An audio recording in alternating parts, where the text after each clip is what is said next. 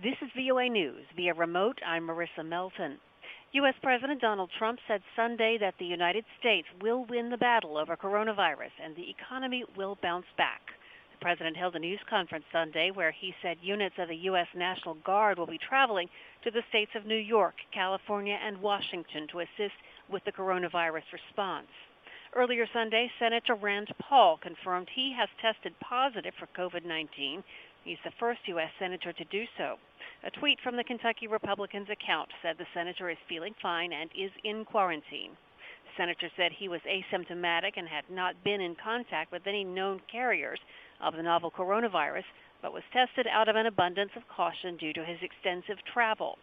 Meanwhile, German Chancellor Angela Merkel announced Sunday that she has gone into self-quarantine after the doctor who gave her a routine vaccination on Friday tested positive for the virus. Spanish opera singer Placido Domingo confirmed Sunday that he has tested positive for COVID-19.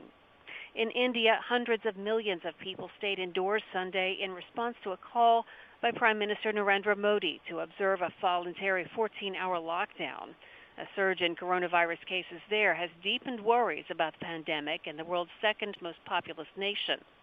India also shut down one of the world's busiest rail networks and most public transport, including metro trains and suburban train networks, as the country steps up the fight against the virus. Parts of Croatia were rattled by a strong 5.5 magnitude earthquake on Sunday, followed by a series of aftershocks, according to local authorities.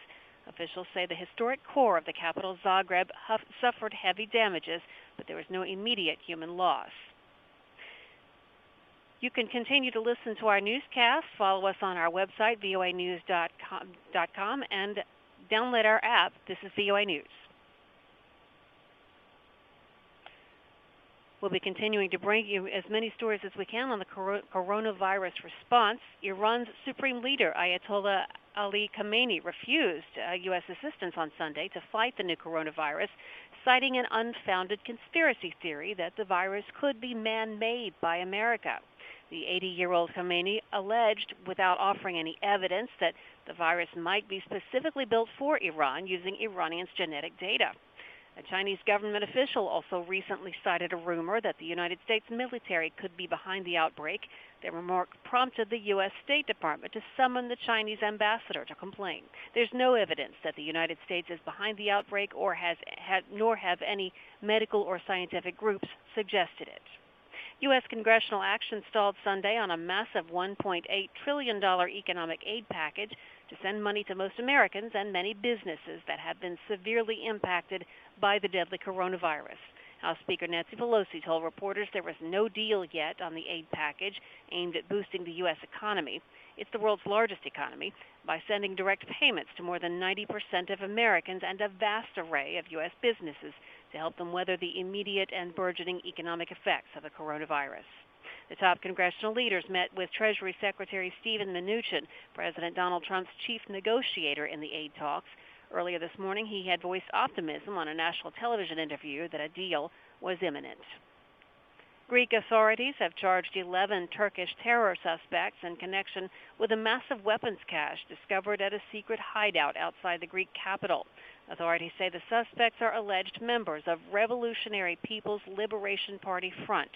It's a group that's considered a terrorist organization by Turkey, the United States, and the European Union. The suspects deny any criminal wrongdoing, but authorities in Greece say they were arrested following a tip-off from Interpol. The suspects have now been charged with terror-related offenses, and intelligence officials believe they are just part of a bigger group of members linked to a far-left Turkish terror group. North Korea is welcoming what it says was a letter from President Trump to North Korean leader Kim Jong-un, saying it was a sign of the very special and very firm personal relations between the two leaders. A senior Trump administration official confirmed the president sent Kim a letter and called it consistent with the administration's efforts to engage global leaders during the ongoing pandemic. In the letter, the North Korean statement said Trump offered Kim help with coronavirus response and said he was impressed by the efforts made by the chairman to defend his people from the epidemic. North Korea insists it does not have any coronavirus infections, though many suspect it is hiding an outbreak. Via remote, I'm Marissa Melton, VOA.